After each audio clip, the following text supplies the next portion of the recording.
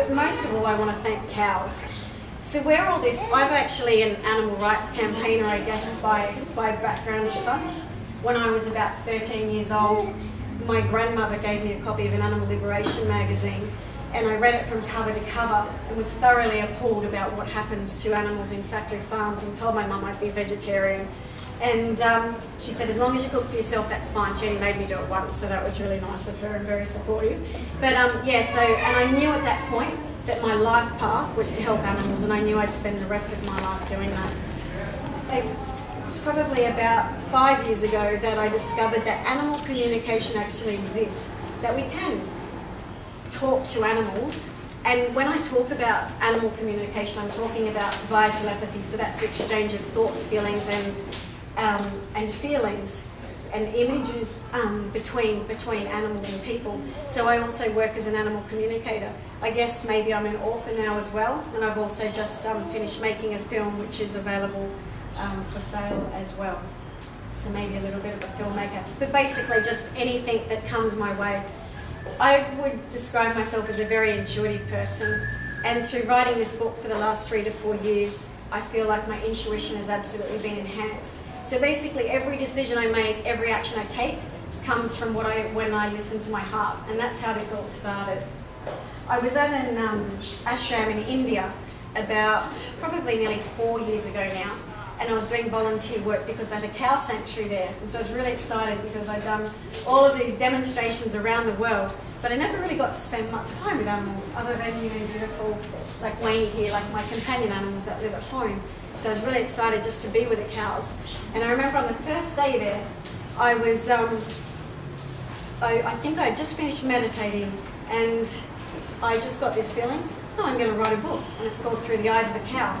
And I'm like, oh wow, I've never thought about writing a book, that's kind of strange, but when I get those feelings from my heart, I just know that I'm going to do it. I don't know how, but I will, and I figured I'll start spending some time with these cows, and I'll make sure I document notes, because I guess that'll make it easier for when I'm writing a book.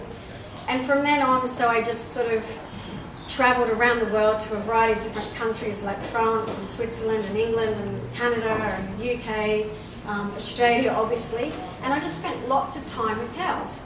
So I visited sow yards, abattoirs, dairy farms, small dairy farms, organic farms, beef farms, veal farms, all of the lot. And I would basically just go into a paddock or go into a stall and just sit there and just basically wait.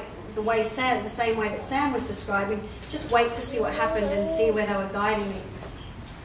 And what I learned was that cows are just absolutely incredible creatures. It became almost like this is going to be a hobby. If I'm ever feeling stressed out, or I just need to relax, or I just want something kind of enjoyable to do, I'm just going to go hang out in a paddock with cows.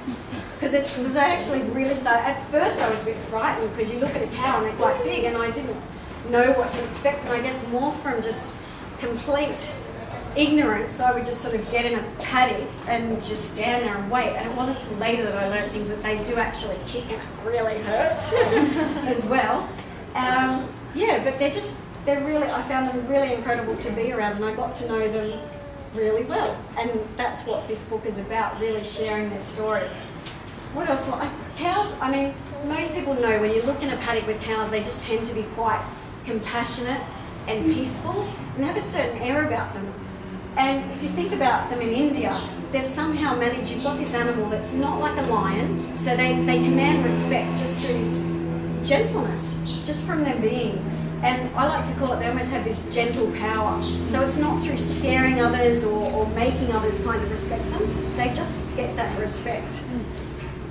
And I came to find that they had an incredible influence on my being, and it became evident very early on that they were definitely playing a role as teacher of wisdom to myself, but then I realised they also had very strong messages that they could share with the whole planet. I mean, just look at the way they live together, their social hierarchy. You can tell with cows that they're very family orientated, they love being with their family, they stick together. They share responsibilities like looking after their children.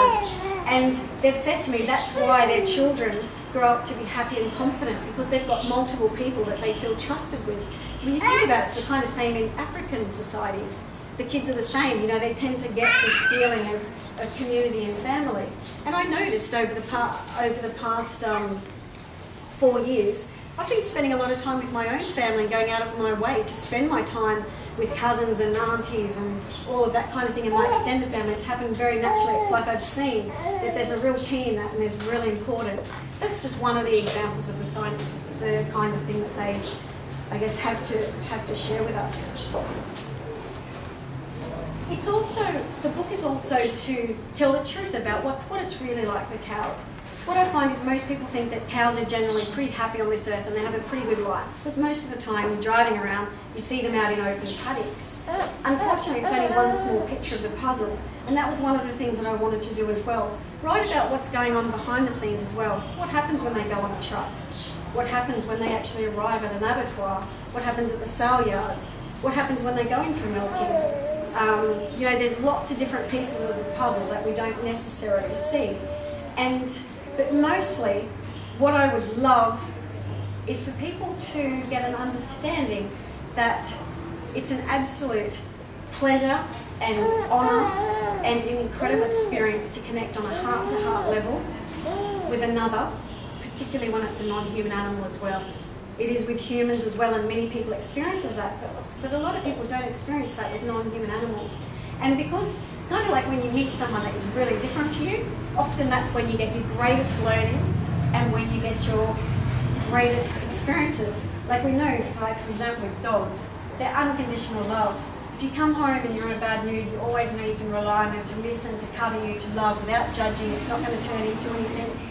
You know, they're there for you most of the time. You know? And cows, I would say, they're all about compassion. If I was to say a dog is about unconditional love, I would say a cow is all about compassion.